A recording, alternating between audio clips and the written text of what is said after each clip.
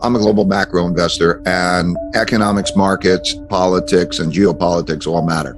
And there were three things that are happening in our lifetimes that never happened in my lifetime or our lifetimes, and that I learned before I had to study past periods. And those three things are the creation of a lot of debt and money. The second is the amount of internal conflict that we're having over money and values and what that's like. And the third is the changing world order with countries like China and Russia competing with the United States in a way that didn't exist before. It's a basic thing. Everybody agrees we need more money and we need more spending. But if you spend more than you earn, you have to borrow. And that creates debt. At first, it's credit, so it gives you buying power. But you have to pay it back, and that becomes depressing. And so in order to avoid that, central banks can print money and buy it back. But when they do that, that depreciates the value of money. So what we had was a lot of money and credit go out to a lot of people, a lot of buying power. Everybody, when they got it, they thought, oh, that's great. And somehow they seem surprised that when they spend it, the prices of everything go up. But the truth is that if you divide the amount of money and credit that's used for spending by the quantity of goods produced, you can calculate, well, the prices will change. And so that's what's going on. And that's what went on in a giant wave, the Federal Reserve and the government together. And that produced a giant amount of inflation, between 7.5% if you use year over year, or if you take the core inflation rate, it's closer to 12 and it's rising. There's some temporary influence, but it's basically because of the amount of spending. You can measure the amount of spending, not because of the bottlenecks. Buying power is what matters, right? So what happens is when inflation goes up faster than your other sources of income, you lose buying power. But somehow that seems more acceptable sometimes to people than if it was just taken out of your pocket. You see, if they, let's say, raise taxes or take it out of somebody's pocket, everybody complains, whoever's had the pocket taken out of. But if it comes through printing of money and everybody gets checks, it's more acceptable. But those who are holding money, like money market funds and bond funds, lose the buying power of that. So think about those bond funds. Those bond funds are like down about 10%, and inflation is up over, let's call it 8%. So they lost 18% of the buying power. We think of it as meaning higher prices, but to some extent, that's a rich man's perspective because they say, oh, now I have to pay more. But the reality is you don't get more stuff from that higher inflation. And so it bids it out of the hands of some people. And that hurts the people who don't get it. And so we're seeing a time now where you're going to lose buying power to inflation. And now you're going to see the Federal Reserve also tighten money and credit and raise interest rates. And when they do that, that creates less buying power. You know, they say, okay, now you can't spend as much money and the prices are going high, but they do that in their crude way of trying to reduce inflation. But you get it from both ends, the higher prices and then the higher interest rates you have to pay and the higher debt service costs and also less availability of money. So it's a squeeze, like the squeeze that happened in the 1970s. These things go in paradigm shifts that quite often take, relatively long time because everybody's mindset is in a certain place and they're doing certain things.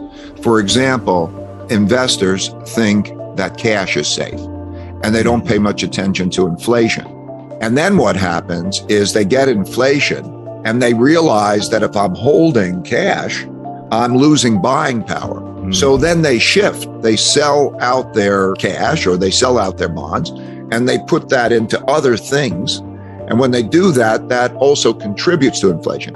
Changes like that also happen in a lot of ways, like cost of living increases in compensation, where in the past, when they don't worry about inflation, then they don't think about, do I have an inflation-linked contract for my work?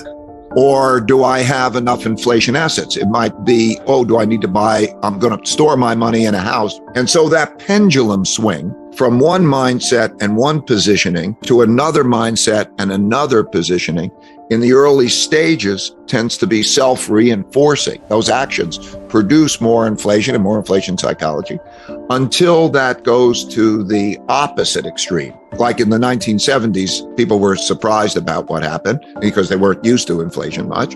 Then you had the inflation, and in the beginning, it swung. And then at the end of it, they said inflation will never end, and everybody's positioned for it never ending. And then, of course, what happens is it's so bad that then the central bank goes the opposite extreme, and then they get surprised. And so the 80s was a period which was the exact opposite of the 70s, where you have falling inflation, high real interest rates, and so on.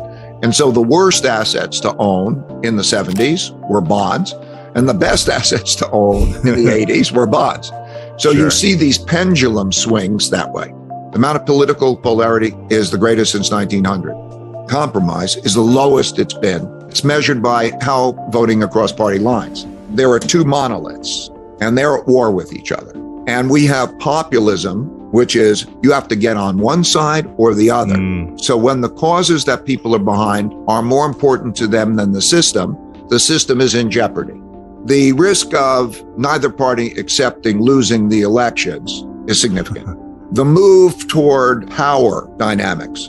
The idea of democracy is compromise, reaching across, that the law and the rule is of a higher purpose than anything else.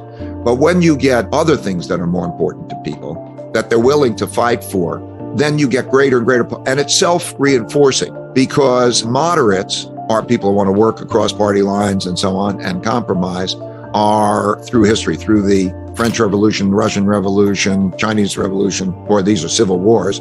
In all of those cases, the moderates, they're hurt or they're disposed of, and you have to pick a side. But you're seeing this now.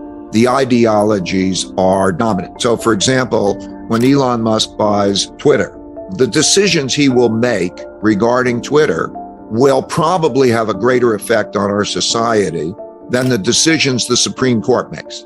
It's one of the symptoms that it's not normal economics in the usual way. So it's a different game that people should be aware of. I have a principle, which is that if you worry, you don't have to worry. And if you don't worry, you need to worry. Because if you worry about things like, if you read about the consequences of what has happened in history, and you look at the likelihood and you say, okay, we can have this kind of a conflict, or we could have that kind of a conflict, external conflict, and boy, these conflicts are terrible. Maybe that sort of brings us more together, because we have the power together if we don't fight each other in that way, and we can compromise and so on. I was just in Singapore, and what they had is they had savings. Because they have a large savings, the income from that savings covers 20% of their budget. So one generation is giving the other generation a savings, a good education, and civility. And this happens in certain places. What we have left our generation with is debts, a broken down infrastructure, and fighting. I mean, the answer is, if we're all good with each other and we're productive and we earn more than we spend, we won't have a problem. But we got to get there. If I was president of the United States,